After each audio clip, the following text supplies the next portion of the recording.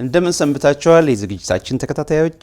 ይህ በየሳምንቱ በጄኤንቢ ሚኒስትሪ የሚዘጋጅ መጽሐፍ ቅዱሳዊ ይዘት ያለው መንፈሳዊ ቴሌቪዥን ፕሮግራም ነው።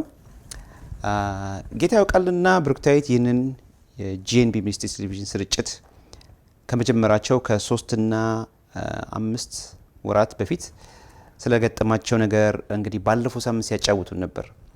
ዛሬ እንግዲህ ያ የምስክርነታቸውን ቀጣይ ክፍል ይዤላችሁ ቀርባለሁ። በይበልጥ ዛሬ በቀጠሮ የተዘጋጀላችሁና ልዩ የሆነ አስደናቂ የምስክርነት ጊዜ ከጌታ ያውቃልና ከብሩክታዊት ጋር ይኖረኛል። በነገራችን ላይ ለጄኤንቢ ሚኒስትሪ ያላችሁን መልእክት የላካችሁልንን የምናስተላልፍበት ቀን ዛሬ የመጨረሻው ቀን ስለሚሆን እንግዲህ በተለያየ አለመመቻቸትና ምናልባት ደግሞ የጊዜ ጥበት ምክንያት መልእክታችሁን መላክ ፈልጋችሁ ሳትልኩ የቀራችሁ ባመቻችሁ ጊዜ መላክ ትችላላችሁ። ምንድነው የሚሆነው? ያው አናስተላልፈውም፣ ግን በአገልግሎቱ የክምችት ክፍል በማስታወሻነት እናስቀምጠዋለን። እሺ፣ አሁን ወደ ተላኩልን መልእክቶች እንሄዳለን። ከዛ ወደሚቀጥለው ዝግጅታችን እንሄዳለን። እንከታተል። ሄሎ ጄኤንቢ ሚኒስትሪ፣ ጌታ ያውቃልና ብሩክታዊት እንኳን ለአንደኛ ዓመት የቴሌቪዥን ፕሮግራም በዓል አደረሳችሁ። በእናንተ ፕሮግራም እጅግ በጣም ደስተኛ ነኝ። ፕሮግራማችሁን በሰዓት ችግር ምክንያት የምከታተለው በዩቲዩብ ነው። በጣም ጥሩ ፕሮግራም ነው። በጣም አስተማሪ ፕሮግራም ነው። ፕሮግራማችሁን የምትሰሩት እየደከማችሁ ጊዜ ወስዳችሁበት ተጨንቃችሁበት እንደምትሰሩ ያስታውቃል። ምክንያቱም ካሉት የቴሌቪዥን አቀራረቦች ሁሉ በተሻለ መልኩ ጥራት ባለው መልኩ ለሰው ልጅ እይታ በሚስብ መልኩ ማቅረብ መቻላችሁ በጣም ያስደስታል። በጣም ደስ የሚያሰኝ ነገር ነው። ጌታ ያውቃልና ብሩክታዊት እግዚአብሔር አብዝቶ ይባርካችሁ። በውስጣችሁ በልባችሁ ያለውን ነገር እግዚአብሔር በከበረ ነገር በእናንተ ውስጥ ያስቀመጠውን ነገር ለሕዝብ ማድረስ የምትችሉበትን አጋጣሚ ስላገኛችሁ እግዚአብሔርን አመሰግናለሁ። በዚህ አጋጣሚ ደግሞ በመዝሙሮቻችሁ በጣም ደስተኛ ነኝ፣ እባረካለሁ። ከልጅነቴ ጀምሮ የእናንተን መዝሙሮች ሳዳምጥ የእናንተን መዝሙሮች ስከታተል ቆይቻለሁ። ቢቻል ወደ ኋላ ተመልሳችሁ እንደዚህ በአማረ መልኩ ዶክሜንት በሆነ መልኩ መዝሙሮቻችሁን ማግኘት ብንችል በጣም ደስተኛ ነኝ። በጣም አመሰግናለሁ። I'm so happy for you guys። በጣም አመሰግናለሁ። What's your name? Hello ጌታ ያውቃልና ብሩክታዊት፣ ብዙዎች እንደምን ዋላችሁ? ጌታ ይባርክ። በፕሮግራሙ ሁሉ የተባረኩ ነው ያለሁት። ብዙ ለውጥ በህይወት እያየሁ ነው ያለሁት። አብሶ ይባርክ። ዘካርያስ ከሳንዴ ስኩል መካነ ኢየሱስ አሁን ያለሁት ናይሮቢ ነው። ጌታ አብሶ ይባርካችሁ። መልካም ፕሮግራም። የጌታ ሰላምና ጸጋ ለእናንተ ይሁን። ብሩክታዊትና ጌታ ያውቃል ባል ያላችሁበት የጌታ ሰላም ልብዛላችሁ ልል እወዳለሁ። ከዛ በመቀጠል ስሜ ተረፈች አበባ ይባላል። የሚያናግራችሁ ደግሞ ከሳውዲ አረቢያ ነው። ጌታ ኢየሱስ እየተባረከ ይሁን። መጀመሪያ በእናንተ ውስጥ ላለው ጸጋና ስለናንተ ስለ ልጆቻችሁ ጌታን እጅግ አድርጌ አመሰግናለሁ። ክብር ሁሉ ለጌታ ይሁን እና በተረፈ ደግሞ ጌታ ኢየሱስ ዘመናችሁን ህይወታችሁን ይባርክ። እንዲህ ለመናገር አንደበት ያጥረብኛል ማለት ነው። ፕሮግራማችሁን ሙሉ በሙሉ ባልከታተልን ጊዜ ባገኘሁባችሁ ሰዓት እሰማለሁ ማለት ነው እና ደግሞ በጣም የተማረኩባቸው መዝሙሮች 2 መዝሙር አለ። እሱም ደግሞ መልሰኝ ወደ መጀመሪያው መልሰኝ የሚለውና ቀጥሎ ደግሞ እንፈተሽ እንመርመር በሚለው መዝሙር ላይ በጣም ተማርኬበታለሁ ማለት ነው እና ደግሞ ልጆቻችሁ ባለፈው ሳምንት የለቀቁት ፕሮግራም ነበር። በሱ ላይ በጣም ተማርኬያለሁ። ጌታ ኢየሱስ ዘመናችሁን ህይወታችሁን ሁሉ ይባርክ። በኢየሱስም ተባረኩ ልል እወዳለሁ።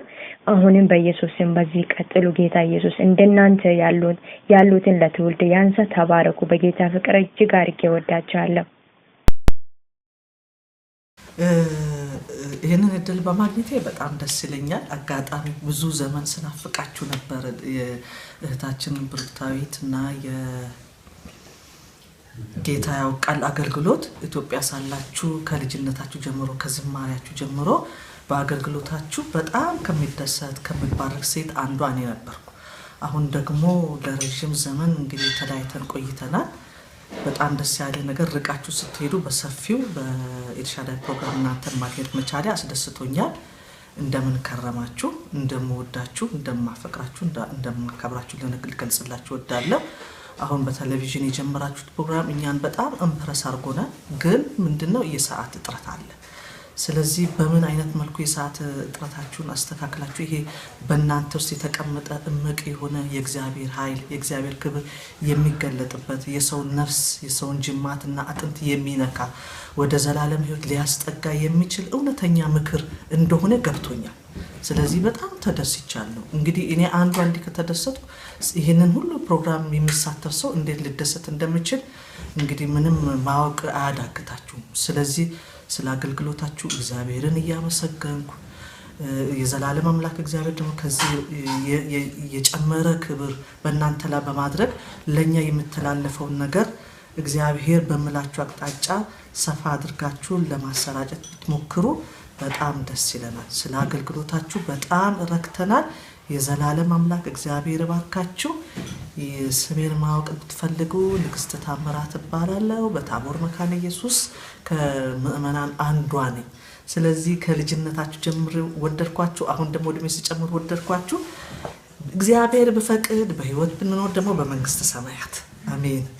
ይበቃኛል። ሰላም ለእናንተ ይሁን። ጌታ ያውቃልና ብሩክታዊት ከነ ልጆቻችሁ እንኳን ለጂኤንቢ ሚኒስትሪ አገልግሎት 1 አመት በሰላም አደረሳችሁ። አገልግሎታችሁን ሁሉ ጊዜ እከታተላለሁ። ትምህርቶቻችሁ ብዙ አስተማሪ፣ መካሪ፣ ራስን እንድታይና እንድትፈትሽ የሚያደርጉ ናቸው። አምልኮቻችሁና ዝማሬዎቻችሁ ወቅታዊ ሲሆኑ ጠልቀው የሚገቡ ድንቅ የሆኑ ዝማሬዎች ናቸው። በትምህርቶቻችሁና በዝማሬዎቻችሁ ብዙ ተባረክያለሁ። በተጨማሪ የፕሮግራማችሁ አቀራረብና ግልጽነታችሁን በጣም ነው የምወደው። በመጨረሻ አንዲት አጭር ግጥም አለችኝ፣ እሷን አንብቤ ልጨርስ። የግጥሜ አርዕስት ዘምረው ነበር ይላል። ቅባት የሌለው ዘማሪ እንደው በከንቱ ነው አቅራሪ ብለው ዘምረው ነበረ። ለነፍስ የሚሆን ነገር ጠብ የሚል የሌለው በሙዚቃ ብዛት ብቻ የሚመስለው ግጥምን ከግጥም ጋር እያቀናበረ ለካስ ብዙ አለ አቅራርቶ የቀረ። አደራ ቀባኝ ከዚህ ልዩ ቅባት ጌታ ብለው እንደዘመሩት የጸሎታቸውን መልስ ይኸው ዛሬ አዩት። እንደ ዝማሬያቸው እንደ ጸሎታቸው ቅባት ተለቀቀ ፍጹም በላያቸው። እኔ ካደረኩት ስተቴ ተምሮ የተሻለ እንዲሆን የወንድሜ ጉዞ ብለው በቅንነት አንድም ሳይደብቁ ሁሉም ገለጹልን ሚስጥር ሳያደርጉ። እንደ ዝማሬያቸው እንደ መዝሙራቸው የፈሰሰው ቅባት ፍጹም በላያቸው እንሆ ይታያል በአገልግሎታቸው። ቀሪውን የአገልግሎት ዘመናችሁን ሁሉ ጌታ ይባርከው። ገሊላ እባላለሁ ከስዊድን ነኝ። ፈቃደኞች ከሆናችሁ ደግሞ ይህችን መዝሙራችሁን ስለምወዳት ብትዘምሩልን በጣም ደስ ይለኛል። ጌታ ከእናንተ ጋር ይሁን። ሰላም ሁኑ። እግዚአብሔር ጸጋና ሰላም ይብዛላችሁ። የጂኤንቢ ቲቪ ሚኒስትሪ ባለራዕዮች እንኳን እግዚአብሔር ለአንደኛ ዓመት ባላችሁ አበቃችሁ። እግዚአብሔርን ስለእናንተ እጅግ አድርጌ አመሰግናለሁ። ዘወትር የፕሮግራማችሁ ተካፋይ ነኝ። እግዚአብሔር በእናንተ አልፎ ብዙ አስተምሮኛል፣ ገስጾኛል። ስለእናንተ እግዚአብሔርን እጅግ አድርጌ አመሰግናለሁ። ስለቤታችሁ፣ ስለ ትዳራችሁ፣ ስለ ልጆቻችሁ እግዚአብሔር ይባረክ። ጠንካራ ቤተሰብ ለጠንካራ ቤተክርስቲያን መሰረት ነው። ይህንን በእናንተ ህይወት ቀሪው የአገልግሎት ዘመናችሁ የተባረከ ይሁን። እግዚአብሔር በብዙ ራእይ ያስፋችሁ፣ ለብዙዎች የምትተርፉ ያድርጋችሁ። በነገር ሁሉ እግዚአብሔር መከናወንን ይስጣችሁ። የተባረከ ዘመን ይሁንላችሁ። በጣም እንወዳችኋለን፣ እናከብራችኋለን። ታችሁ ጽጌ ግዛቸው ነኝ ከአትላንታ ጆርጂያ። ተባረኩ። ሰላም እንደምናችሁ። ጌታ ያውቃል። ብሩክታዊት ጂኤንቢ ሚኒስትሪ እግዚአብሔር አብስቶ ይባርካችሁ። እኔም ከአንዱኞቹ ተጠቃሚ ጂኤንቢ ሚኒስትሪ ተጠቃሚ ነኝ። በጣም ነው እግዚአብሔር በእናንተ በኩል አድርጎ የሚባርከን። እግዚአብሔር ይባርካችሁ። በጣም ጥሩ ነው ፕሮግራማችሁ። በዚህ ቀጥሉበት። እግዚአብሔር ዘመናችሁን ይባርክ። በጣም ከድሮ ጀምሬ ከልጅነቴ ጀምሮ እስካሁን ድረስ በጌታ ያውቃል በብሩክታዊት እንዲሁም ደግሞ በፋሚሊዎቻችሁ በእናትህ በአባትህ የተባረኩ በትዬ ጥሩዬ የተባረኩ ከልጅነቴ ጀምሬ በመካነ ኢየሱስ ቸርች ያደኩኝ እግዚአብሔር ብዙ ነገር በዛ ቸርችም ሆነ በእናንተ የባረከኝ ከልጅነት ጀምሮ በጥሩ ሁኔታ እግዚአብሔር የባረከኝ ወርልድ ቪዥን ህጻናት ማሳደጊያ ውስጥ በብዙ ሁኔታ ያደኩኝ እግዚአብሔር አፍቶ ይባርካችሁ። በጣም ደስ ይላል ፕሮግራማችሁ። በዚህ ቀጥሉበት። በጣም አስተማሪ ነው ቃሉ፣ መዝሙሩም ሁሉም ነገር በጣም ጥሩ ነው። እግዚአብሔር አፍቶ ይባርካችሁ። በጣም የሚገርመው የሚኒስትሪያችሁን አሰራር ስሰማ በጣም ደነቀኝና እግዚአብሔር ከዚህ የበለጠ ስለሚያሰፋችሁ ደግሞ ከዚህ የበለጠ ስለምትሄዱ ተስፋዬ ነው። እግዚአብሔር ዘመናችሁን ይባርክ። በብዙ ነገር ለህዝብ የሚበቃ ነገር እንዳላችሁ ተስፋ አለኝ። ጌታ ኢየሱስ ይባርካችሁ። ተባረኩ። ከሆላንድ ነው። ሰላም ሁኑ። ሃይ ጂኤንቢ ሚኒስትሪ እንኳን ለአንደኛ ዓመት የጂኤንቢ ሚኒስትሪ በዓል አደረሳችሁ። ጽዮን እባላለሁ ከዱባይ ነው መልእክት የማስተላልፍላችሁ። ሃይ ዲቦራ እባላለሁ። እሺ በአገልግሎታችሁ በጣም ተባርኬያለሁ። እከታተል ነበር ፕሮግራማችሁን ሁሉ በጣም ተባርኬያለሁ። በዝማሬዎቻችሁ በመታስተላልፉት መልእክት እንዲሁም በህይወት ምስክርነታችሁ ሁሉ ተባርኬያለሁ። ጌታ በጣም አብዝቶ ይባርካችሁ። የ30 ዓመት የአገልግሎት ጉዞ የተሰኘውን ፕሮግራም እጅግ በጣም ጥሩ ነበረ። በጣም ተባርኬበታለሁ። እንዲሁም ደግሞ የጌታ ያውቃል የቤተሰቡ የምስጋና ፕሮግራም ዝግጅትም እጅግ በጣም የሚባርክና ብዙ ትምህርት ያገኘሁበት ነው። ተባረኩ። እግዚአብሔር ይባርካችሁ። አሁንም የጀመራችሁትን በልጆቻችሁ የተጀመረውን የዩዝ ሚኒስትሪ አጠናክራችሁ እንድትቀጥሉ አደራ ላለው ይህን ፕሮግራም እንዳይቋረጥ አደራ ላለው በጸሎቴ ከጎናችሁ ነኝ። ጌታ ይባርካችሁ። ወዳችኋለሁ። ባይ።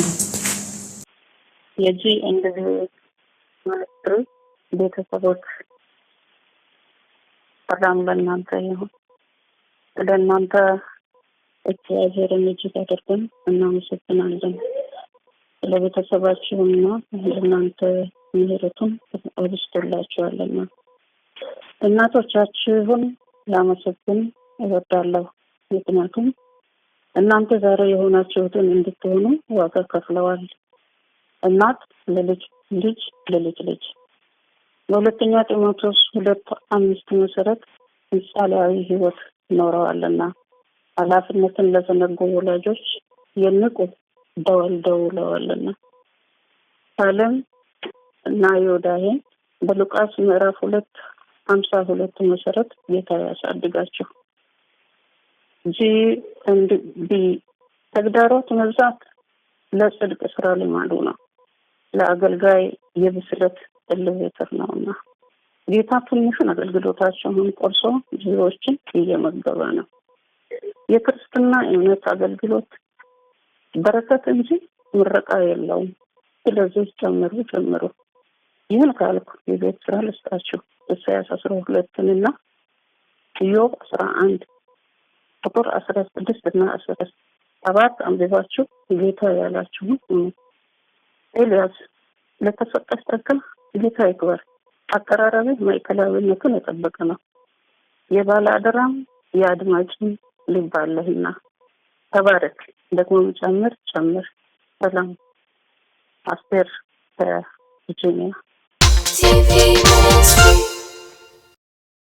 እሺ እንግዲህ ጌታ ያውቃል። ያው ባለፈው ሳምንት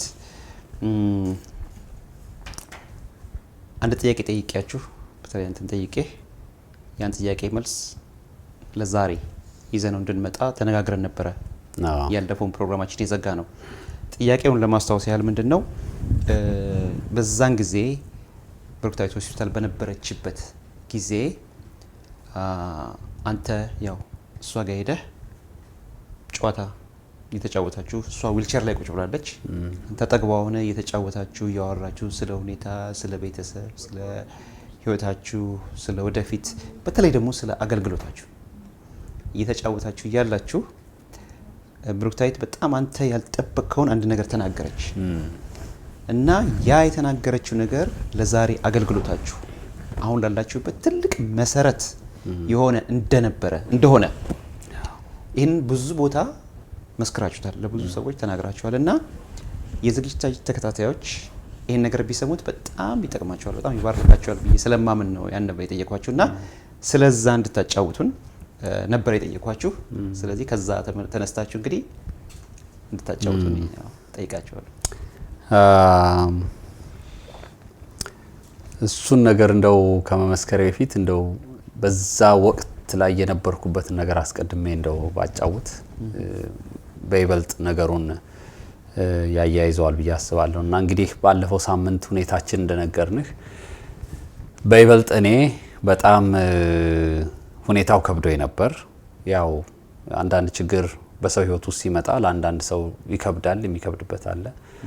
እኔ በነገራችን ላይ እጫወታለሁ፣ ስቃለሁ፣ ነገሮችን ሁሉ በተቻለ መጠን በቃ ደስታን ወደሚፈጥሩ ነገር ለማድረግ እሞክራለሁ። ግን ውስጤ ደግሞ ጅው ብሎ ሊሄድ ይችላል እና አንዳንድ ጊዜም ሌላም ትንሽም ችግሮች ሲፈጠሩ ብዙ ጊዜ ነገሮች ቀለል ተብለው እንዲታዩ ለማድረግ እሞክራለሁ። ምናልባት እግዚአብሔር ያንንም ነገር ለኔ መስጠቱ በአንዳንድ ጊዜ በህይወታችን ስለሚፈጠሩ ነገሮች ጥሩ ነገር ሲሆን አይዋለሁ። ግን እኔ እጎዳለሁ አንዳንዴ ውስጤ ያ ሀዘን ያ እንትኑ ከባድ ይሆናል። ምክንያቱም ነገሮችን ኮንትሮል ለማድረግ የማረጋው ነገር ነውና ባለፈው እንዳጫወትኩ እሷ ጋር ሲሄድ በቃ እሷ ውስጥ ደስታን ለመጨመር ምናምን ነው የምጠራው እንጂ ነገሩ ከብዶኛል የእውነት በጣም። የእግዚአብሔር ጸጋ ደግሞ በእውነት በጣም ውስጤን እየመጣ ያጽናናዋል። ለምሳሌ አንዱ ጥያቄ እንዴት አንተን የምናገለግል ለመንግስት ትልቅ ስራ እና ድርሻ ያለን ሰዎች እንዴት እንደዚህ አይነት ሁኔታ ውስጥ እንገባለን? ይሄንን ጥያቄ መመለስ አልችልም ነበር። በጣም ከባድ ጥያቄ ነበረ። እንደውም በሆነ ነገር ተስፋ ከመቁረጤ በላይ በቀጣዩ ዘመኗ ከዊልቸር ባትወርድ በሚል ፍርሃት አንዳንድ ጊዜ ሆስፒታል ቀድሜ ስመጣ ወይም እሷን ለሆነ ምርመራ ሲወስዷት ባዶ ዊልቸር ካገኘው ፕራክቲስ አረጋለሁ። እንዴት ተደርጎ እንደሚገፋ እንዴት አድርጌ እንትን እንደማረግ ፕራክቲስ አረግ ነበር። ራሴን ለዛ ነገር አዘጋጅ ነበር። ያን ያህል ውስጤ ተስፋ ቆርጦ ነበር ማለት ነው። ታዲያ በዚህና በመሳሰሉት ግራ መጋባቶች ውስጥ ሆኜ ነው እንግዲህ እሷ ጋር ሲሄድ በተቻለ መጠን ያው ፊቴን ደስተኛ አድርጌ ነገሮችን ሁሉ ቀላል ለማድረግ እንደው ባንደበቴ የሚያጽናናና እርሷን የሚያበረታታ ነገር እናገራለሁ። አእምሮዬ ግን በሚያየው በሚሰማው ነገር ያው በጥያቄ ውስጥ ነው ያለውና እንግዲህ እንደተለመደው በሆነ ጥያቄ ውስጥ ሆኜ ምግብ ይዤላት ወደ ሆስፒታል ሄድኩኝ። ዊልቸር ላይ ተቀምጣ እሷ በስልኳ መዝሙራችንን እየሰማች ታመልካለች እና ከዛ ትንሽ እንደተጫወትን በድንገት እኔን ለብቻዬ ሲያሳስበኝ የነበረውን የወደፊቱን የአገልግሎታችንን ጉዳይ ማውራት ጀመረች እና በምትናገራቸው ቃላት ውስጥ የነበረው ጥያቄ እና ፍርሃት አንድ ባንድ ይመታ ነበር። እሷ ስትናገር እኔ ውስጥ ነገሮችና ስትለኝ የነበረው ነገር ምንድነው መሰለ? ለመሆኑ ከዚህ በኋላ የሚኖረንን የአገልግሎት ዘመን ይታያል ያለች። እኔን የሚታየን ከነገርኳት እኔ በጓዳ ምን ለማመደውን የዊልቸር አንገፋፍ ከነገርኳት ነገሩ የባሰ እንትን ውስጥ ነው የሚከታት። ደግሞ በምን አይነት ሁኔታ ውስጥ ሆና ይሄን ጥያቄ እንዳቀረበች አላውቅም። እና እንደው ጥያቄውን በጥያቄ ለመመለስና ለማምለጥ ጌታ ፈቃዱ ሆኖ ምን ይመስልሻል አንቺ ራስሽ አልኳትና እሷ አይ ጌታ ፈቃዱ ሆኖ እስኪፈውሰኝ እሱን ሳላገለግለው ብቻ ሳልቀርም አይደል አለች። እንዳ እንግዲህ አይ አው ታገለግያለሽ አልኩኝ። ነገሩም አሳሰበኝ። አየህ እጄና እግሬ እንጂ ትንሽ እግሬ አካላቼ እንጂ እንትን የማይለው ድምጼ እኮ በጣም ምንም ሰላም ነው። አሁን ስሰማው በዛው ፒች አብሬ መዘመር በዛው ኮርድ አብሬ መዘመር ችያለሁ መዝሙራችንን እና እግዚአብሔር ደግሞ እዚህ ላይ ቁጭ ብዬ ደግሞ እንዳገለግለው ከሆነ የሚፈልገው ከዚህ በኋላ በቃ ቁጭ ብዬ ዊልቸር ላይ ሆኜ አገለግላለሁና እንደውም ይታይህ በየቸርቹ ተጋብዘን ስንሄድ አለች ጌታ ያውቃልና ወርክታይታ ሁሉ ያገለግሉን ወደ መድረክ ይወጣሉ ሲባል አንተ እየገፋኸኝ ስትወጣ ሰው እኮ እንዴት እንደሚባረክ ይታያል አለች። ረበለው ይሄ እንግዲህ በእውነት የእግዚአብሔር መንፈስ ካልሆነ በስተቀር እንደዚህ አይነት እግዚአብሔር ጸጋ ካልሆነ እንደዚህ ሊያሳስብ ግን እግዚአብሔር መቸስ እኔ ልብ ውስጥም ያለውን ሀዘንም ስለሚያይ ነውና እንትኑ የጉጉቷ በእውነት ላጋነነው ሳይሆን ያባባሏ ነገር ልክ አንድ ሰው ይታያል መኪና ይዤ ያችን እንትኗን ይዤ ሲሄድ ምናምን አይነት ነገር አይነት ስሜት ነው ያለው ፊቷ ላይ ታያዋል። አዎ የእውነት ከውስጥ የሆነ ነገር እንደሆነ በእግዚአብሔር መንፈስ ያንን ነገር ትለው እንደነበረ በጣም አየሁትና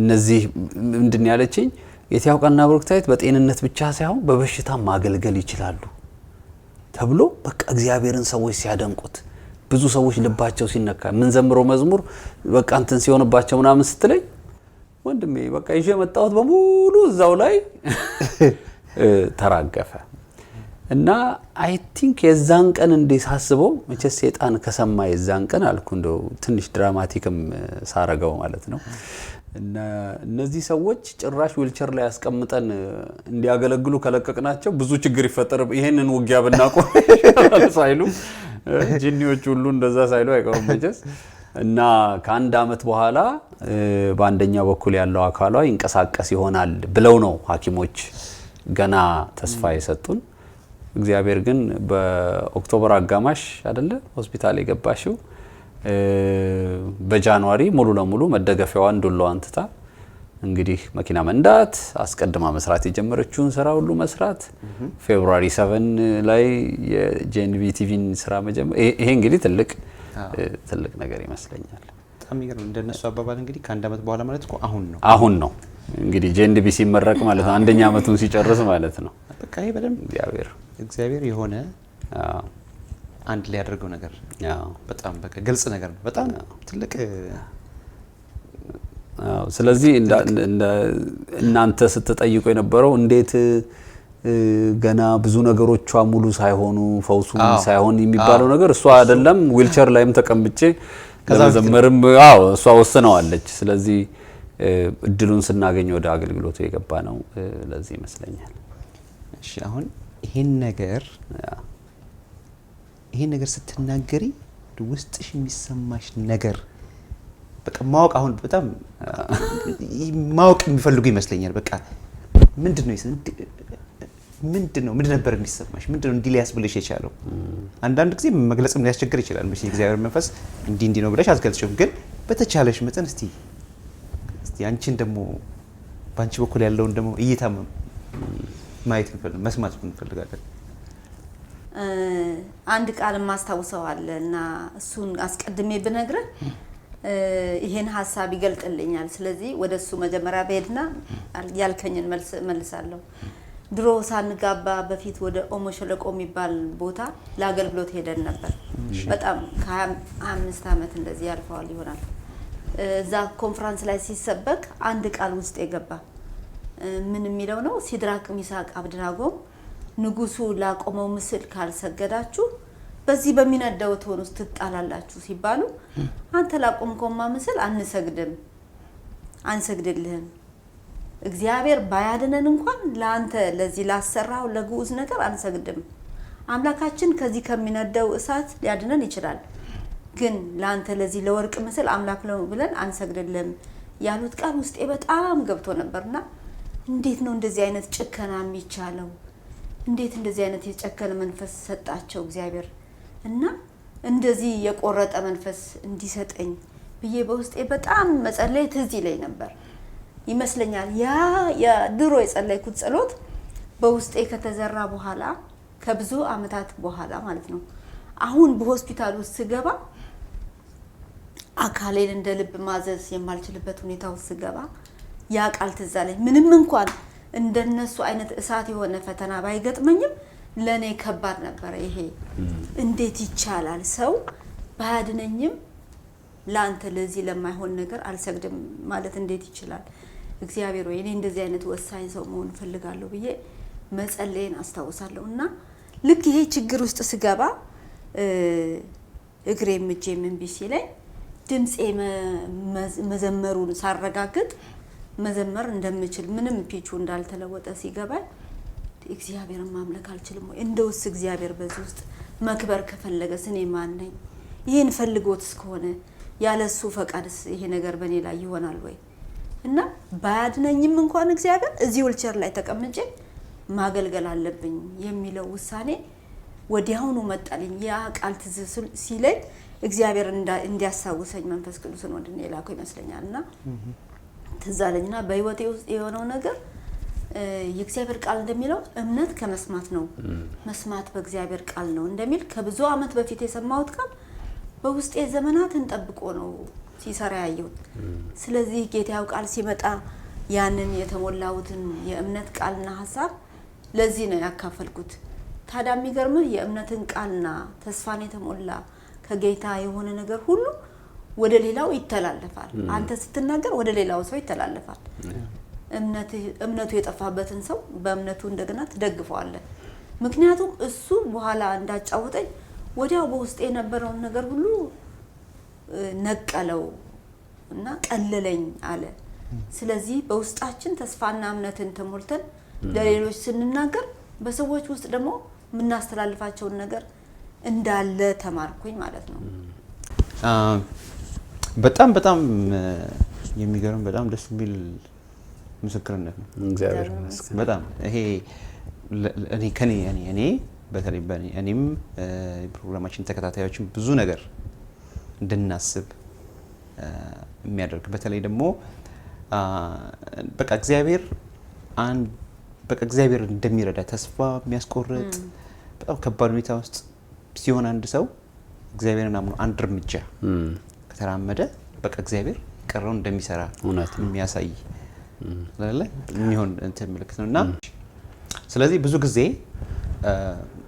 ሰው የውጫዊ ለውጥ ነው የሚጠብቀው ግን ከውጫዊ ለውጥ በፊት ውስጣዊ ለውጥ ያስፈልጋል ያ ውሳኔ ውስጣዊ ውሳኔ ያስፈልጋልና እናንተም ያ ይሄ ዛሬ የምናየው ውጫዊ ስኬት እግዚአብሔር ያለለ እዛው ጅማሬ ያ መጀመሪያ ያደረጋችሁት ውሳኔ ውስጣዊ ውሳኔ መሆኑን በደንብ የሚያሳይ ምስክርነት ነው አሁን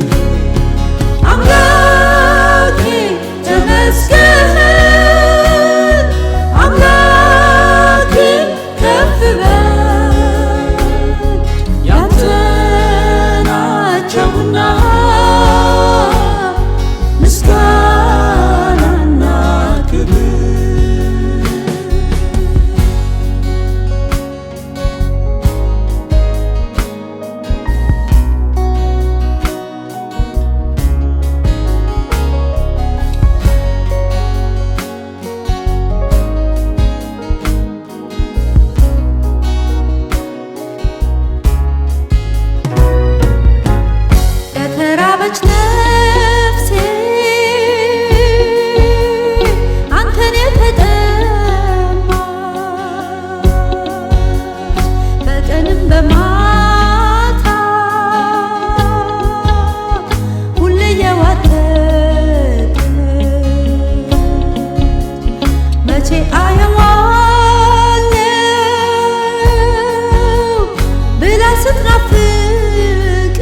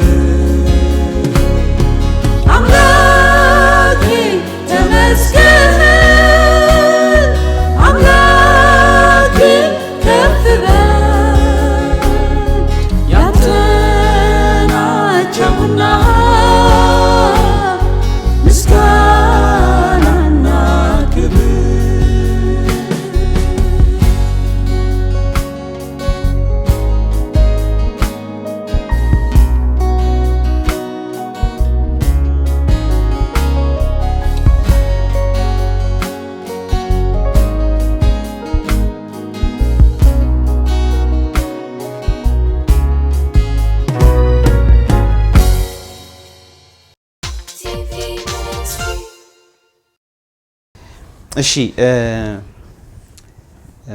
እዚህ ላይ እግዚአብሔር አሁን ሰዎች እርስ በርሳችንን አንዳችን የሌላችን ሸክም እንድንሸከም እግዚአብሔር ቃል ያዘናል እና በዚህ አጋጣሚ አጠገባችሁ ስለነበሩ ሰዎች እንደዚህ ሸክማችሁን መሸከም ስላገዟችሁ እንደው ማመስገን የምትፈልጉት ነገር ካለ ይህን አጋጣሚ ይህን እድል እንደው ልስጣችሁና ከዛ ወደሚቀጥለው ጥያቄ ሄዳለሁ። ጥሩ። መቼስ በዚህ ሁኔታ ውስጥ ስናልፍ ጌታ በሰጣቸው ጸጋ ካጠገባችን በማንኛውም ነገር በሁሉም ጉዳይ ማለት ነው ከጎናችን የነበሩትን ሰዎች ጌታ ይባርካችሁ ለማለት እንወዳለን። በጣም በዚህ ሁኔታ ውስጥ ስናልፍ ጉዳዩ ገንዘብ የሚጠይቅ በመሆኑ ያንን ክፍተት አይተውና አስተውለው እጃቸውን የዘረጉትን ሁሉ እግዚአብሔር ይባርካቸው እንላቸዋለን። አዎ እንደውም አብረን በዚሁ አጋጣሚ ብናመሰግን ደስ የሚለኝ በዚህ እኛ ባለንበትም አካባቢ በቅርብም ሆነ በርቀት ሆነው አብረውን በእውነት ማለት ይቻላል በዚያ ወቅት በጸሎታቸው፣ በጉልበታቸው፣ በገንዘባቸው ያገዙን ወገኖችን እግዚአብሔር ይባርካቸው እንላለን። ደግሞ በራሳቸው ተነሳሽነት በስልክ ኮንፈረንስ እየተገናኙ በየሳምንቱ የሚጸልዩ ሰዎች ነበሩ። ይህንን ሁሉ ስንሰማ ለካ የነዚህ ሁሉ ሰዎች ጸሎት በግላቸውም የሚጸልዩልን ሰዎች ጸሎት ነበረ በእኛ ላይ እግዚአብሔር ጸጋውን ያበዛ የነበረው። ይሄ ሁሉ የምንናገረው ነገር እንጂ በእኛ ጉልበት የሆነ ነገር አይደለምና እግዚአብሔር ይባርካቸው ልንላቸው እንወዳለን። እነሱ ነው እነዚህም ከጠቀስናቸው ሌላ ከተለያዩ የአሜሪካ ከተሞች በቤተ ክርስቲያን ደረጃ በዚህ ወቅት አብረው በጸሎት በገንዘብ በሐሳብ ካጠገባችን የነበሩት ሁሉ እግዚአብሔር ይባርካቸው እንላለን። መቁጠር ባንችል በጣም ብዙ ናቸው፣ ግን ጌታ ይባርካቸው። አሜን። እሺ እሺ አሁን እንደው ወደ ኋላ ተመለስክ አትበሉኝና እንግዲህ ያኔ አሁንም ሆስፒታል በነበርሽበት ጊዜ ወደዛ ልመለስ ነው። በዛን ጊዜ ስለነበሩ ሁኔታዎች አንዳንድ ነገር ማንሳት ፈልጋለሁ። እሺ መቼስ ይብዛም ይነስም እናንተ አሁን በተለይ ባበሻው ህብረተሰብ ብዙ ትታወቃላችሁ። ይሄን ነገር ደግሞ በጣም ብዙ ሰው ሰምተው ቅድም እንዳላችሁት ይደውሉላችኋል፣ የተለያየ መልእክት ይደርሳችኋል ከተለያዩ እንግዲህ የዓለማት ክፍል ማለት ነው እና አንዳንድ ጊዜ ለታማሚ ወይ ደግሞ ላስታማሚ እንደዚህ ማአት መልእክቶች ሲጎርፉ እነዛን ማስተናገድ አንዳንዴ ይከብዳል። አንዳንዴ ደግሞ የተለያዩ አይነት እንትኖችም ነው የሚመጡት መልእክቶች ነው የሚመጡት እና የዛን ጊዜ የነበረውን ሁኔታ እንዴት ነበር? የህዝቡ መጀመሪያ የህዝቡስ ምላሽ የህዝቡ ጸሎት ይሄን ሁሉ እንዴት ነበር? የእናንተ እንዴት አስተናገዳችሁት? ምን አይነት ገጠመኝ ነበራችሁ? ስለዛ እስቲ ያጫውቱ። በሆስፒታል በነበርኩበት ጊዜ የተማርኩት አንድ ትልቅ ነገር አለ። እንደው ይህን ነገር በዚህ ሚዲያ ለመናገር እድል በማግኘት በራሱ በጣም ደስ ይለኛል። ምክንያቱም ብዙ ሰው እንደኔ ሊማርበት ይችላል ብዬ ስለማስብ ነው። ምን ሆነ መሰለ የነበርኩበት ሁኔታ ጠያቂ መጥቶ በሚፈጠር ግርግር ሳይሆን ጸጥታና ብዙ ማረፍን የሚፈልግ ሁኔታ ውስጥ ነበርኩኝ። ታመሜ በተኛውበት ወቅት ምንም ሰዎች መጥተው ቢጠይቁኝ የተለመደ ነገር ቢሆንም እንኳን በዛን ወቅት ግን ለኔ የሚያስፈልገኝ የነበረው ነገር የሰዎች ግርግር፣ ስለ ህመም፣ ስለ ጭንቀት፣ ስለ ተለያዩ አእምሮን ስለሚረብሹ ነገሮች መስማት ሆነ ማየት ሳይሆን የሚያስቅ የሚያዝናና ጨዋታዎችን የምፈልግበት ሁኔታ ውስጥ ነበር። ከዚህ ሁሉ በላይ በይበልጥ መንፈሳዊ ነገሮችን ሳደርግ ልዩ የሆነ መረጋጋትን፣ ሰላምን ሞላ ነበር። በዚህ ነገር ውስጥ ሳልፍ አንድ የተማርኩት ነገር አለ። ከዚህ በኋላ የታመመ ሰው ጋር ሲሄድ ምን ማድረግ ነው ያለብኝ? እኔም ሆንኩ ጌታ ያውቃል ይህን ነገር ተምረናል። በመጀመሪያ ደረጃ እኛ አበሾች ህመምተኛን ለመጠየቅ ለቅሶ ለመድረስና ለመሳሰሉት ማህበራዊ ነገሮች የምንሰጠውን ትልቅ ስፍራ በጣም ነው የማደንቀው። አይተህ እንደሆነ ይሄ ነገራችን የትም ሀገር ብንሄድ የማይለቀን በጣም ሊበረታታ የሚገባው ባህላችንና የአኗኗር ዘይቤያችን ነው። ግን ሁሉም ነገር ከእውቀት ጋር ሲሆን የሚሰጠው ጥቅም የበለጠ ይሆናል። ስለዚህ አንድ የታመመ ወይም ሀዘን የገጠመው እንዲሁም ችግር ውስጥ ያለ ሰው እንዳለ ስትሰማ በመጀመሪያ ማድረግ ያለብህ መቼ ነው የሚሄደው የሚለውን ሳይሆን የታመመ የተከዘ ሰው ጋር ሲሄድ ምን ይዤለት ነው የሚሄደው ብለህ ማሰብ አለብህ። ማለት ብርቱካን ፍራፍሬ ማለት ልክ ነህ። እሱም ጥሩ ሀሳብ ነው። ግን ሰው ካለበት ሁኔታ የሚያወጣው ያ አይደለም። ሰው ብዙ ነገር ውስጥ ስለሚኖር ብርቱካንና ሙዝ ይዘህለት ብትሄድ ምንም ለሱ ላይ ረባው ይችላል። ወደዛ ወደ ተጎዳው ሰው ጋር ከመሄድ በፊት ለዚህ ሰው ይዤለት የሚሄደው ምን የማጽናኛ ቃል አለኝ ብለህ ማሰብ አለብህ። ምክንያቱም አጽናናዋለሁ ብለህ ልታባበስበት፣ አጫውተዋለሁ ብለህ በተናገርከው ቃል ደግሞ አንተ ከሄድክ በኋላ ልታስለቅሰው ትችላለህ፣ ወይም ደግሞ ሌላ ጥያቄ ውስጥ ልትከተው ትችላለህ እና ሰውየውን ሳታቅ ትጎዳዋለህ። እንደው እዚህ ሀሳብ ላይ አንድ ነገር ላክልበት እና የሚገርምህ ለቅሶ ቤት ሄደን የሟች ዘመድ አጠገብ ጋር ሄደን ቁጭ እንላለን እና እኔ እኮ አልሰማሁም ለመሆኑ እንደዚህ ጠንቶባቸው ነበር እንዴ ይላሉ እንላለን። እኔም ብያቃለሁ እና አዎ በጣም ጠንቶባቸው ነበር እንዴ። ታዲያ እከለ የሚባል ስፔሻሊስት ጋር ተወስዷቸው ነበር? ሰውየው እኮ ሞቷል ኦልሬዲ። አይ ወስደናል ያሉት ስር ነው። ታዲያ ውጭ ሀገርስ እኛ አለን አይደል እንዴ አዋተና እንልካቸው?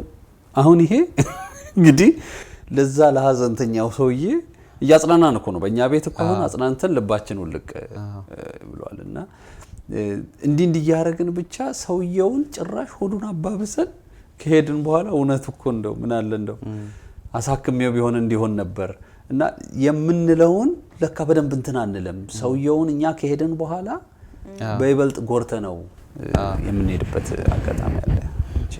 እውነቱን ነው። ልክ እንደሱ የታመመ ሰው ጋር ስንሄድ በይበልጥኛ አማኞች ማለት ያለብንን ቃል ሁሉ ጊዜ ጌታ እንዲሰጠን በአንደበታችን የማጽናኛ የመጠገኛ ቃል እንዲቀመጥ መጸለይ ያለብን እንጂ የታመመውን ሰው አውቀዋለሁ ብለን ዝም ብለን ስለተመቸን ብቻ ተነስተን መሄድ የለብንም እና ይሄን ተመሪያለሁ።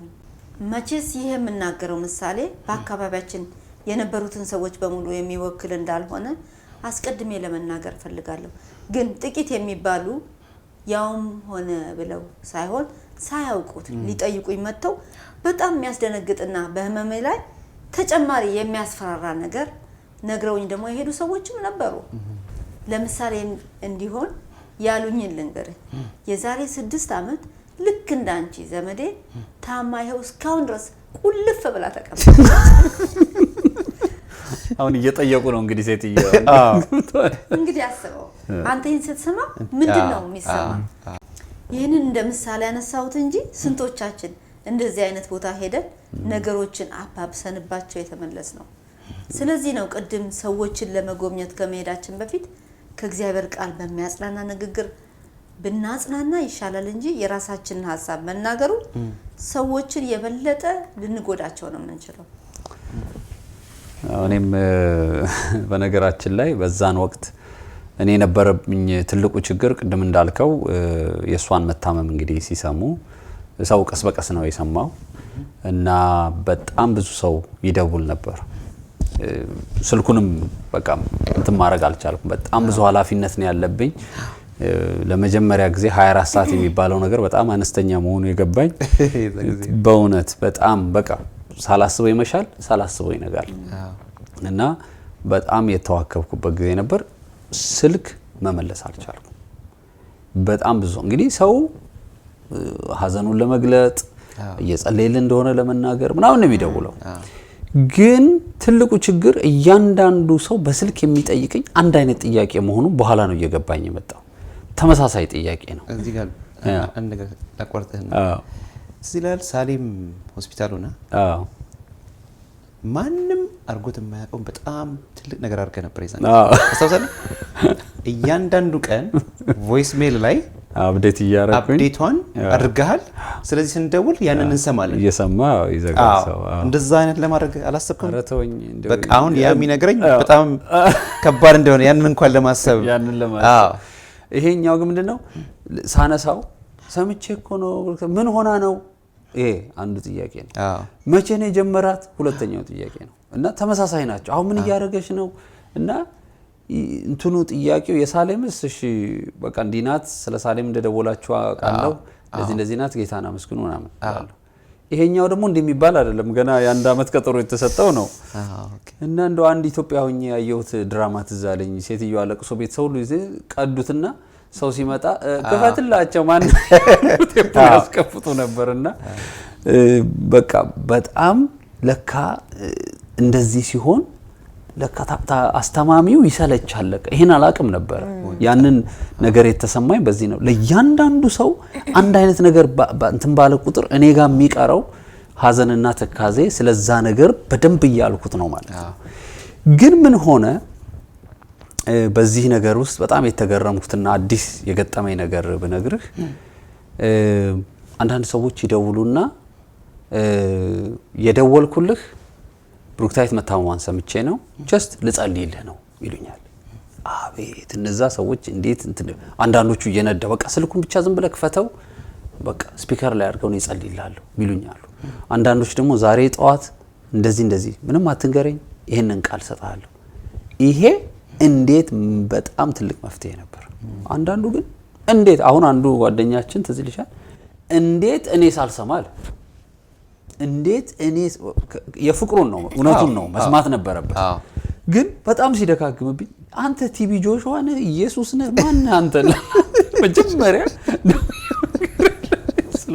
ቶ በቃ ድሮም ብሎ ማለት እንደው በጣም አከረረው እንዴት እኔ ሳልሰማ እሷ ሆስፒታል ውስጥ ገባለች እንግዲህ አንተ ምን ፈዋሽ ነው ወይስ ምንድነው ብዬ እና ሰዎች ለካ እንደዚህ አይነት ሁኔታው ስንሆን ምን ማድረግ ይገርማል እንደዚህ ነገር ካላለፍክ እና እኔ በእውነት ለፕሮግራሞችን ተከታታዮችም የምላቸው ነገር ተው ለምን አልተመለሰልንም አዎ በጣም ብዙ ሰዎች አዎ ምክንያቱም በጣም ብዙ ሰዎች ናቸው የሚደውሉት ለነዛ ሰዎች ደወልኩ ማለት እነዚህ ያልኩን ነገሮች ማብራራት አለብኝ እነዛ ነገሮች በኔ ህይወት ውስጥና በእምነቴ ላይ ትልቅ እንትን ደግሞ ተጽዕኖ ያመጡ እንደሆነ አወቅኩት ስለሷ በሽታ ብዙ ባወራሁ ቁጥር ተጎጂው ነኝ የሆንኩ መጣ ስለዚህ እንዲህ አይነት ጊዜ የሚደውሉ ሰዎች እንደዚህ አይነት ካለ ሰው ሁኔታ መልስ የግድ መጠበቅ የለባቸውም ያንን ሊገባቸው ይገባል ያለበት ሁኔታ በቃ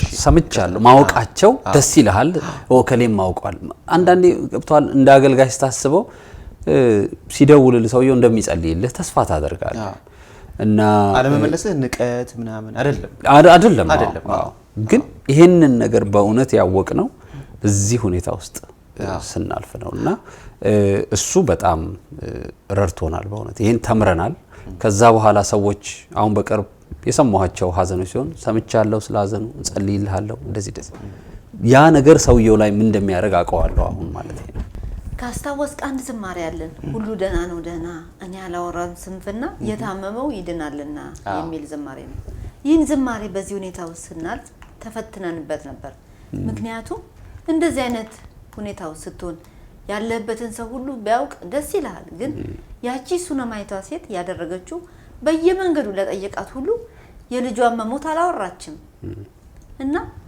እኛ ስለሷ ዘምረናል እኛ ላይ ሲደርስ ላገኘነው ሁሉ ማውራት አለብን ወይ ደግሞስ ለሰው መንገሩ ምን መፍትሄ ይሰጣናል ስለዚህ የወሰነው ውሳኔ ልክ እንደዘመርነው ማንንም ቢጠይቀን በዚህ ሁኔታ ውስጥ በቃ ሁሉም ደና ነው እያለ መመለስ አለብን ብለን ጀመረን ግን ሱነማይቷ ሴት እንዳደረገችው ልክ ነብዩ ጋር ስትደርስ ለሚመለከተው ያንን ሁሉ ነገር ግልጽ አድርጋ ዘርዝራ ነገረች ይመለከቷል ለሱ ነው መነገር ያለበት በዚህ ዘመን ትልቁ ችግር የሚጸልይልህና የሚያወራብህን ሰው መለየቱ ከባድ ነው ለጠየቀ ሁሉ ያለህበትን መናገሩ አስፈላጊ አይደለም አስቸጋሪ የሚያደርገው ለዛ ነው ለሁሉ ሰው ዝርዝሩን መናገር ሊጸልይልህ አይደለም ግን ያቺ ሱነማይቷ እንዳደረገችው እኛ ለሚመለከተው ብንናገርስ ደና ነው ስንል ደግሞ ሰይጣንን ግራ እናጋባዋለን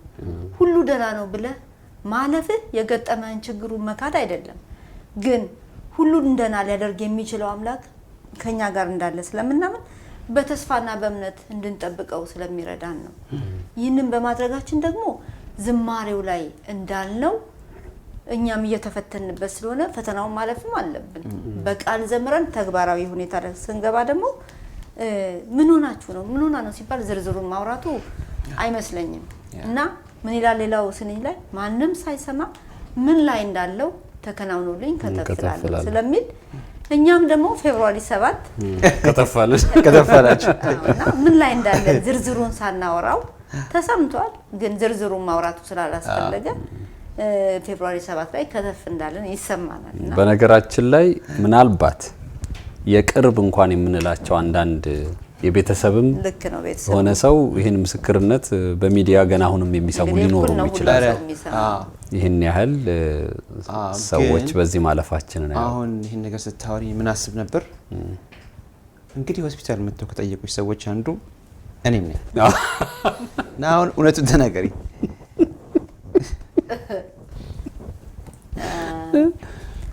ጌታው ምን ብዬ ነበር? አንተ ያልከው ግልጽ ነው። ጌታው ቃል ይሄን ነገር አንተ ስላልከው ለሰዎች ሲያካፈል ሁሉ ጊዜ ስምህን ሳይጠራ የሚጠቀመው ምሳሌን አንተ አድርጋል። አሁን ያልኩትን አንተ ያደረከውና ልትጠይቀኝ መጥተህ አውርተህ ሄድከው ነው። አረ እሱን እንግዲህ ከሷ አፍ ትሰማለህ። ይሄን ይተላለፍ አይተላለፍ ይተላለፍ ካልኩ ጉድ ነው የሚበላ። ስምን ሳልጠራ ነው ግን በየቦታው የምናገረው። አሁንም ስሜን ሳልጠራ በእውነት ግን የሚገርም እኔ መቼስ አንዳንድ ነገሮች ካንተ ጋር ያለን አገልግሎት አንዳንድ ነገሮች መጋጠማቸው ይገርመኛል። አሁን ባለፈው ልጅህ ጌታ ያውቃል ብላ ጠየቀች። ከዛ ይሄን ፕሮግራም ስንጀምር ለዚህ ነገር ሆነና ያኔም እሷም መተህ ስትጠይቅ የሆነው ነገር ከዚህ ነገር ጋር መሄዱ ያው አንዱም የሚገርም ነገር ነው። ሆን ብለን ሳይሆን እግዚአብሔር ያረጋው ነገር እንደሆነ ማሰው ግን ምንድነው የሆነው? አንተ ልትጠይቃት የመጣ ቀን ምናልባት አንተ ታስታውስ ይሆናል። እኔ አርፍጄ ነበር የመጣሁት። እንደውም ትንሽ ደቂቃ ቆይተሃል እኔ ከመምጣቴ በፊትና እኔ ደግሞ ስመጣ ትንሽ ልቤን በጣም የሚያሳዝን ነገር ገጥሞኝ በስልክ ከአንድ ሰው ጋራ በዛ በሚያጨቃጭቀን ነገር ውስጥ ነበርኩኝ እና አሁን እኔ እንደዚህ አይነት ነገር ውስጥ ሆኜ እንደገና ደግሞ እንዲህ አይነት ያልኩኝ በዛ ሀዘን ውስጥ ነው ሆኜ የመጣሁትና ወዲያው ቁጭ እንዳልኩ አንተ ማውራት ጀመርክ እና ያ የምታወራው ነገር ከነበርኩበት የሀዘንና የንዴት ምናምን ነገር አስወጣኝ። እንደውም በጣም ቶሎ ተመልሼ ምላሽ መስጠት ነበረብኝ ለስልኩና እንደውም በጣም በቃ ጨዋታው እንትን ብሎኝ እዛው ወደም ተመቻችቼ ቁጭ ብዬ በቃ እኔ እርግጠኛ ነኝ በእውነት በዛ ጊዜ ያወራው ቶፒክ ወይም ርዕስ ያለሁበትን ነገር እንድረሳ አደረገኝና በጣም ኢንጆይ ያደረኩ ወሬውን አወራው ማለት ነው እንግዲህ እና አሁን ምንድን ነበር እስከ ነው የምጠብቀው ነው እንዲቆርጥ ነው አንተ። ለማንኛውም ዛን ቀን የጀመርከው ጨዋታ ስለ ማንቸስተር ዩናይትድ እና ስለ አርሰናል ስለ ቼልሲ ጨዋታ ነበር ያነሳው እና የሚገርምህ ላንተ በምን ዓላማ እንዳነሳው እንዳወራው አላውቅም፣ ግን እርግጠኛ ነኝ ስለሷ በሽታ ስላለችበት ሁኔታ ማውራት ብትጀምር ቶሎ ለወጣ ሁሉ ይችላል ወይም ምሻሻው ጉዳይ ነው ያ ጉዳይ ወይም በተቻለ መጠን አጀንዳውን ለማስቀየር ሞክራለሁ። ሰዎች ሲመጡ እንደሱ ነበር አንዱ ስራዬ። ግን በቃ ያኔ የምታወራው ወሬ እኔ ያለሁበትን ይዞ የመጣሁበትን ነገር ይዞ ይመጣና ጭንቀቱን እንድረሳው እንግዲህ በዛ ጊዜ የሚያስፈልገን እንዳልነህ ወይ መንፈሳዊ ነገር ነው ወይ ከዛ ከበሽታ ውጪ ሌላ ነገር ማውራት ነው። እና አንዱም መስፈርት እንግዲህ ስምህን ሳልጠራ ምን እላቸዋለሁ ሰው ቤት ስትሄዱ ሌላው ቢቀር ስለ ማንቸስተር እና ምናምን ብታወሩ ይሻላችኋል በሽታውን ከምታባብሱበት። የሚገርም ነገር ለደከመ ለታመመ የሆነ ችግር ውስጥ ላለ ወይም ሰው ለሞተበት ሰው ሄደን ሰውየው ያለበትን ነገር ደግመን ከምንነግረው ወይ ጸልየንለት አለበለዛም ደግሞ ያንን ሰው መልሶ ሊያስጨንቀው የማይችል ወሬን አውርተንለት ብንሄድ ይሻለናል። ምክንያቱም እኛ ሰውየውን መድረሳችንን እንጂ እኛ ከሄድን በኋላ በሰውየው ላይ ፈጥረንበት ስለምንሄደው ነገር አናስተውልም። ለዛ ብዬ ነው ይሄን የምልህ። ሌላው ደግሞ እኔ እንደው ሳረሳው የታመመ ወይም በሆነ ከባድ ሁኔታ ውስጥ ሀዘን ውስጥ ስላለ ሰው ሄደ ስትጎበኘው እንግዲህ አማኝ ክርስቲያን ጌታ ሆይ ሄጄ ምን ልበላቸው እንደው በሚል ቃል በምን ቃል አጽናናቸው ብለን በእውነት ማሰብ ይኖርብናል፣ መጸለይ ይኖርብናል። እንደው ዝም ብለን መሄድ የለብንም። ይሄ አንዱ ትልቁ መልእክታችን የተማረው። አንዳንዶቻችን ደግሞ ለታመመ ሰው ሄደን እንጸልያለን። በምንጸልይበት ጊዜ ደግሞ በጸሎታችን ውስጥ የምንከታት ሰውየውን ጭራሽ ግራ የሚያጋባ ነገር አለች። እንግዲህ የደረሰብን ነው እና ጸሎት ውስጥ ጌታ ሆይ ከኃጢአቱ የተነሳም ወይም እምነት ከማጣቱ የተነሳ ችግሩ ደርሶበት እንደሆነ አይነት ነገር እንጸልያለን እና እንደዚህ የምንጸልየው ሰዎች አለን። እና በነገራችን ላይ የሰውየውም ጥያቄ ያ ነው።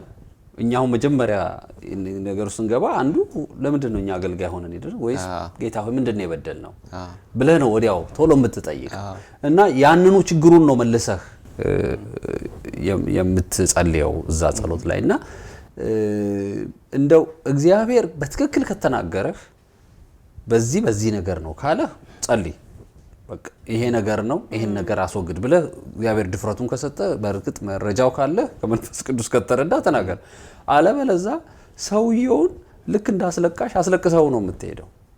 እንደው እንዲህ ከሆነም ቢሆን ምክንያቱም እሱ ይላቸዋል በጣም ብዙ ይላል። እንዲያርጌስ ቢሆን ይሄ በዚህስ ምክንያት ቢሆን እያለ ነው መልስ አንተም ደግሞ ስትለው እየጨመርክበት ነው እና የእምነት ጸሎት ደዌን ይፈውሳል ስለሚል እግዚአብሔር ቃል ለምን ጸልየውም ጸሎት ራሱ ምን መጸለይ እንዳለብን ማወቅ አለብን።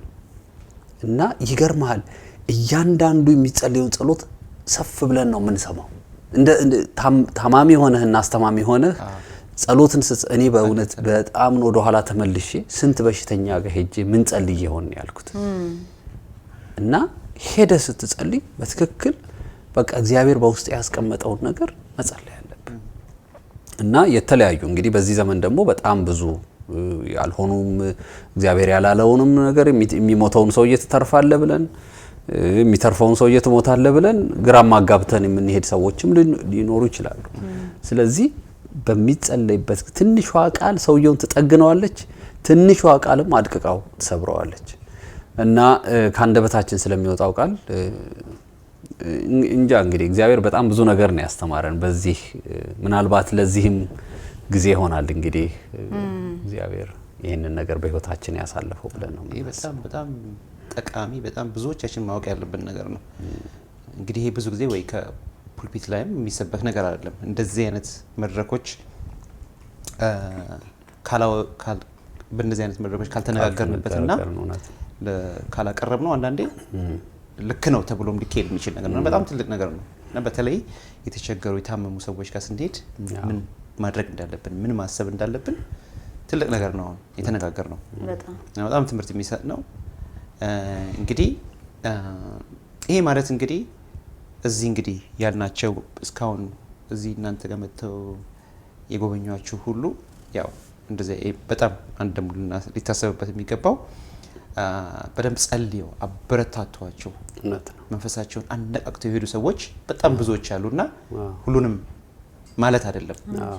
ይሄን ነገር ሰዎችም ላይ ለማተኮር ሳይሆን ሁሉም በቃ እንደ ጥሩ ነገር ጠቃሚ ነገር ተምሮበት ይሄን ነገር ወደፊት እንዳያደርግ ለማድረግ ነው እና የነዛ ጥሩ ነገር ያደረጉ ነገር ሰዎች እናስታውሳቸው እና በተለይ አሁን ይሄን ነገር ሳነሳ አንድ ቤተሰብ ትዝ ይለኛል።